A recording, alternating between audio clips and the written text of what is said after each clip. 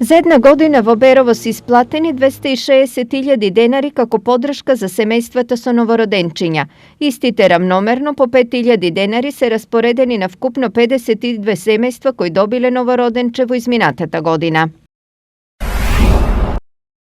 На заеднички состанок на градоначалникот на Кочани Никол Чуилиев со директорите на училиштата е констатирано дека регистрираните отсуства на учениците при физичко присуство и на настава од далечина во некои основни училишта се проблеми произлезени од родителите, а не од учениците.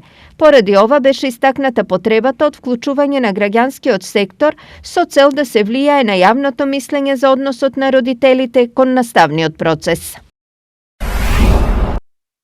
39 прекршоци за период од неколку часа откриле акциските контроли на СВР Штипка и возила што вршат јавен превоз на патници.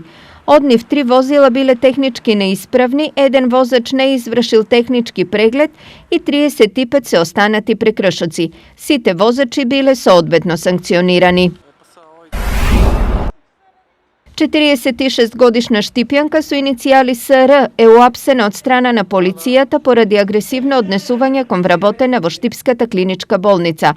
Инцидентот се случил утринава на самиот старт на работното време, а штипјанката крајно изнервирана и нервозна и се заканувала на вработената. Причините за инцидентот, како и тоа дали мета на нападот е лекарка, друг медицински или немедицински персонал од болницата, од полицијата не ги соопштуваат под образложение дека работат на комплетирање на случајот.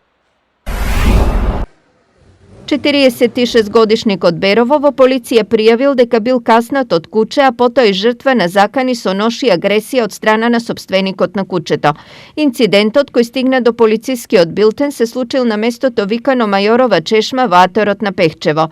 Се работи на комплетирање на случајот, пошто ќе биде поднесена соодветна пријава.